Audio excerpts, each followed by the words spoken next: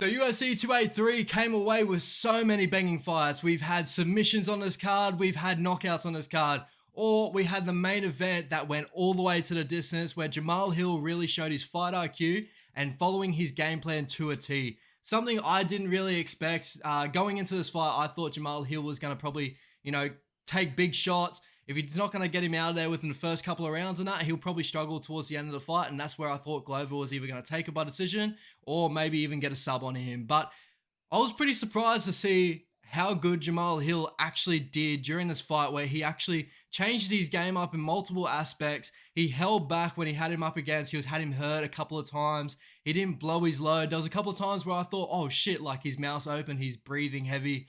Is he going to lose this one? And then Glover just couldn't capitalize on it in the right ways. I think the damage really took a lot out of him, especially being 43 years old and taking that much damage. Even though, like, coming into the last round, we did see Glover take mount, and bro, I nearly got up on my seat. I was like, I swear to God, if he gets the arm triangle here, this is like probably not relative to Leon Edwards taking the scrap, but pretty much by the end of this, I was like, I don't know how Glover's going to get this done. He looks done and dusted, but that last ditch effort really had me off my seat. And then have the reversal. I'm pretty sure Jamahal came out the back door under his legs.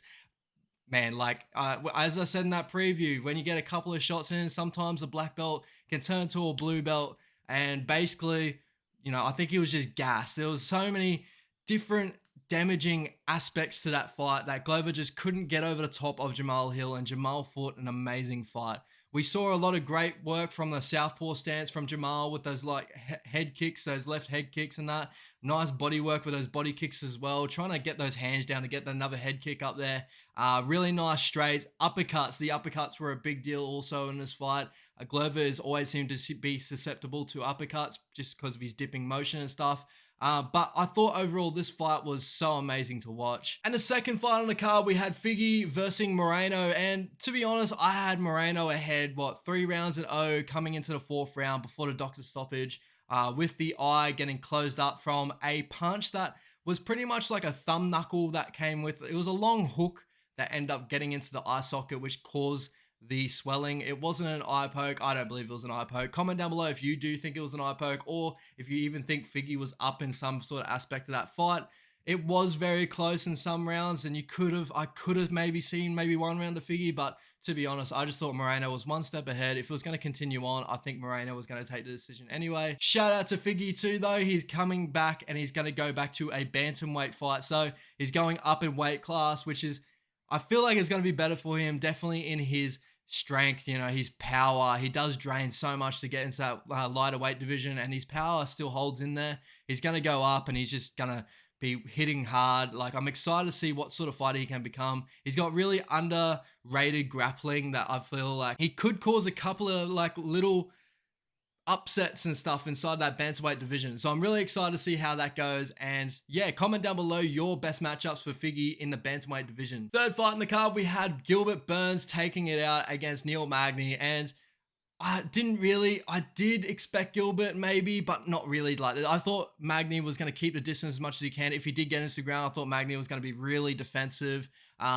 Pretty much not letting Gilbert get to where he needs to get to. But we just saw Gilbert with a beautiful combination. I think it was a overhand right as well that helped him get into that body lock position. He got the body lock, got the outside trip, got into a half guard position, and a black belt, as a black belt does, a world champion black belt at his standard, just grinding his way up into an arm triangle finish. Didn't even come off the body to get that extra application in that arm triangle. Just sat in basic half guard. It was kind of like 3/4.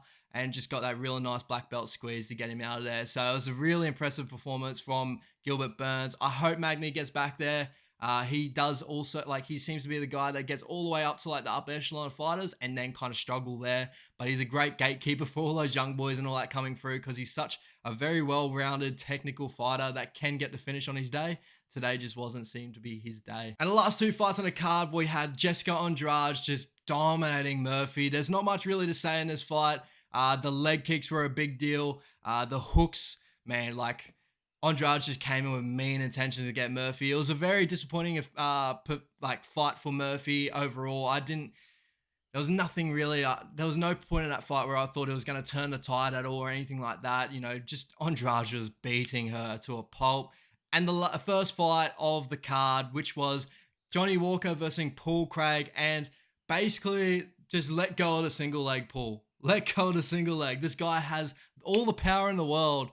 Just let go of the single leg. But, you know, it is what it is. I feel like he felt like he could have got past the power and powered through to a single, and like he had it in deep, but when the punches started raining in, let go and get out of there, man. Like Johnny Walker, bro. But then again, I have no right to tell a professional fighter what he can or can't do. But that to me just was like, you know, I felt so sorry for Paul in that instance. Like when Johnny Walker gets his paws on ya, it's like game over. The last couple of things I want to touch on is shout out to Shogun and Glover Teixeira finishing up their careers in the octagon. Shogun was pretty disappointing in his fight, getting knocked out, which is really, really sad to see, especially from the amazing career he came from. He was like a pioneer for the UFC in like a beautiful era of UFC. Me and the boys were talking about it when we were sitting on a couch and that watching this fight. It was like, you remember just the era of like Shogun, Rampage, Rashad, like all those boys in that light heavyweight division, Stephan Bonner, man, like, you know, going back to like Ken Shamrock, like those were like the memorable era for me of MMA and when it was all coming up. So Shogun was massive for me back then, and to see him go out the way he did there was really, really sad to see. But I hope all the best for both those boys after fighting, and that, you know, Glover's been an amazing fighter all the way through his career as well. Both top class boys, respectful, amazing people. So shout out to those two. And a couple of real notable names to watch out for. So you got the Bonfim brothers that both came off with big finishes for the win. So we had the submission against Laziz, which was Gabriel Bonfim, and then his brother getting the knee knockout against McKinney. And McKinney, I'm so massive on McKinney. It's sad to see that happen to him, but definitely a guy to watch out for. Both Bonfim brothers. And Almeida getting a really, really nice win there too. Definitely a name to watch out for the future. So thank you so much, guys, for tuning in. Hopefully the new format sort of way is not too boring or anything like that. Hopefully my voice and everything can carry this video and all that sort of stuff. But thank you so much for all the feedback, all the support on my channel. I appreciate every single one of you guys. Please tune in for any of my new videos coming out. Subscribe down below. I'm going to do an NRL video. If you guys are into NRL, I'm an Aussie boy, boys. So like NRL, all that sort of stuff is going to be coming this week with my top 3 players to watch for the Manly Seagulls this week. So do tune in for that.